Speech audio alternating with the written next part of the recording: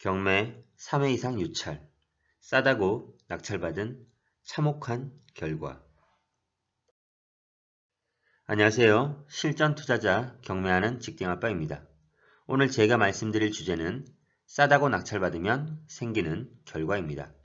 경매 3회 이상 유찰, 싸다고 낙찰받으면 어떤 일이 일어날까? 라는 지난 영상에서 저렴한 경매 물건에 대해 예상을 해보았습니다.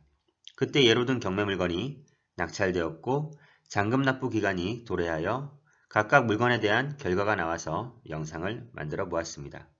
영상을 참고하셔서 경매 투자 물건을 고르시는데 도움이 되었으면 좋겠습니다.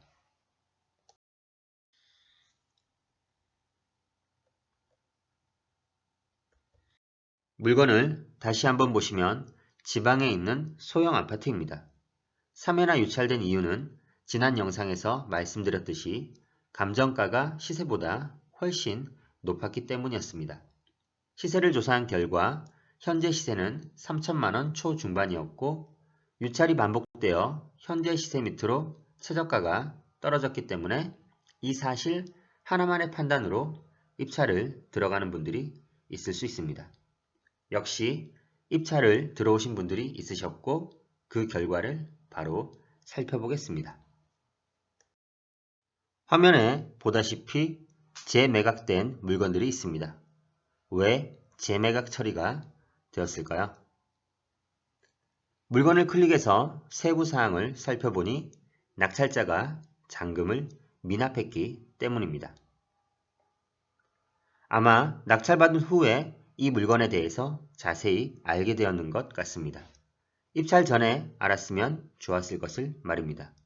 그래도 입찰 보증금을 포기하고 잔금 미납이라는 용기 있는 선택을 하신 것으로 보여집니다. 제가 용기 있는 선택이라고 말씀드린 이유는 그냥 소액이라고 마땅한 해결책 없이 잔금을 납부해버리기도 하기 때문입니다. 문제가 무엇인지 파악하고도 잔금을 납부해버린다면 다른 곳에 투자할 수 있는 소중한 돈과 기회비용을 날려버리게 되는 것입니다. 지난번에도 말씀드렸듯이 무조건 싸다고 낙찰받으면 절대 안되고 최저가와 현재 시세만 파악하고 입찰에 들어가는 것도 금물입니다. 반드시 현재 상황을 파악하고 누구에게 팔거나 빌려줄 수 있을까를 상대방 입장이 되어서 고민해보고 가능성을 확인해야 합니다. 그럼 이 물건은 왜 이런 잔금 미납이란 결과가 나왔을까요? 한번 같이 살펴보겠습니다. 단순히 유찰이 많이 되어 싸다고 생각해서 입찰에 들어가시는 분들은 대부분 소액 투자자로 추정이 됩니다. 이런 소액 투자자 분들은 투자금 자체가 작기 때문에 싼 물건 위주로 물건 검색을 하게 됩니다. 물론 저렴한 물건도 수익을 안겨줄 수 있는 것도 있습니다. 하지만 가격이 싸다 보니 차익의 파이는 그리 크지 않습니다. 그래서 어쩌면 소액 투자자 분들은 자산을 불리고 싶은 마음이 크기 때문에 경매 투자를 서두를 수가 있습니다. 경매 투자는 입찰 전까지 조사와 분석 단계를 거쳐 이를 바탕으로 적절한 입찰가를 산정한 뒤 운 좋게 낙찰이 되면 또 그 이후의 단계를 하나하나 거쳐서 물건을 처리해야 합니다. 급하고 서두르면 일을 그르칠 확률이 높습니다. 그래서 단순히 유찰이 여러 번 되었으니 쌀 것이고 낙찰받아 임대나 매도를 하면 어느 정도 수익이 생길 것이라는 산술적인 계산만 하면 되는 것이 아니고 여러 가지 상황과 데이터를 종합적으로 확인해야 합니다. 물론 소액 투자자분들도 소액으로 낙찰을 받아 충분히 수익을 낼 수도 있고 여러 건으로 자산을 늘려나갈 수도 있습니다. 다만 제가 말씀드리는 포인트는 물건 선택을 올바르게 해야 한다는 것입니다. 마음에 드는 물건을 골랐다 하더라도 입찰 전까지 정말 여유를 가지고 다각도로 분석하여 신중하게 판단을 해야 돈을 잃지 않는 투자를 할 수 있습니다. 따라서 경매를 처음 접하시는 초보 투자자분들께서는 처음에 배울 때 정석대로 단계에 맞춰서 방법을 알고 투자하시기 바랍니다. 아마 이 물건은 싸다고 덜컥 입찰해서 어렵지 않게 낙찰받은 이유 중 또 하나는 여러 호수가 동시에 나왔기 때문일 겁니다. 경매 물건을 살펴보다 보면 여러 호수가 동시에 경매에 나와서 같은 사건 번호에 물건 번호가 이어서 달린 경우가 종종 있습니다. 이런 경우 초보 투자자에게 어느 정도 안정감을 주게 됩니다. 이 물건이 아니면 다른 물건 번호 사건을 고르면 되고 나 말고도 다른 사람들이 입찰할 것이니까 손해를 보더라도 왠지 모르게 나누는 느낌 같은 마음을 가질 수 있습니다. 당연히 합리적이고 논리적이지 못한 생각입니다. 오히려 여러 호수가 같이 나오는 물건의 경우 하자가 있을 확률이 더 높습니다.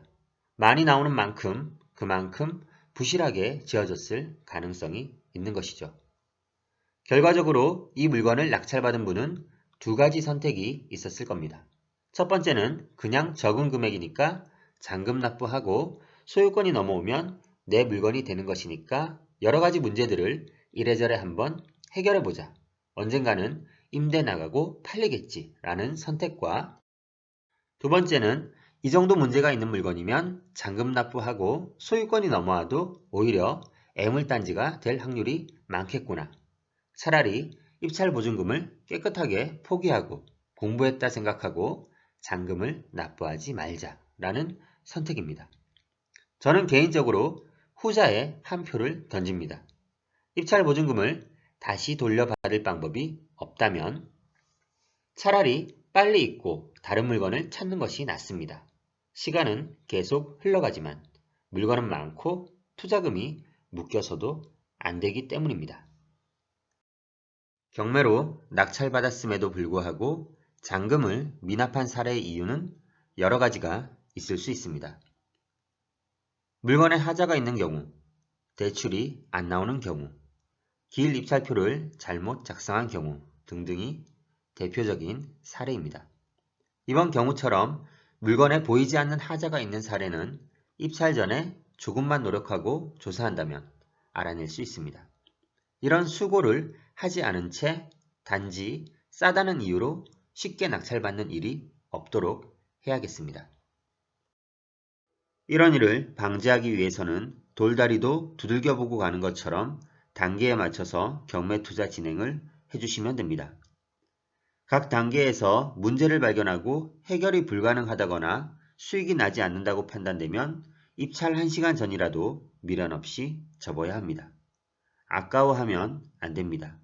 투자는 감정보다는 이성으로 판단해야 좋은 결과를 얻을 수 있습니다. 싸다는 이유만으로 낙찰받는다면 여러분이 잔금 미납의 주인공이 될 수도 있습니다. 네이버 카페에 오시면 더 많은 정보를 확인하실 수 있습니다. 저는 다음에 더 좋은 경매 꿀팁으로 찾아뵙겠습니다. 이번 영상이 도움이 되셨으면 좋겠네요. 오늘도 투자할 경매 물건 검색하셨나요? 경매 투자를 직접 하면서 실전 경험을 쌓아가고 계신가요? 경매 투자를 여러 번 해보고 경험이 축적된다면 부동산 재테크로 수익을 쌓아가실 수 있습니다. 부동산 투자로 성공적인 수익을 만들어 가시기를 바라겠습니다. 지금까지 시청해 주셔서 감사합니다.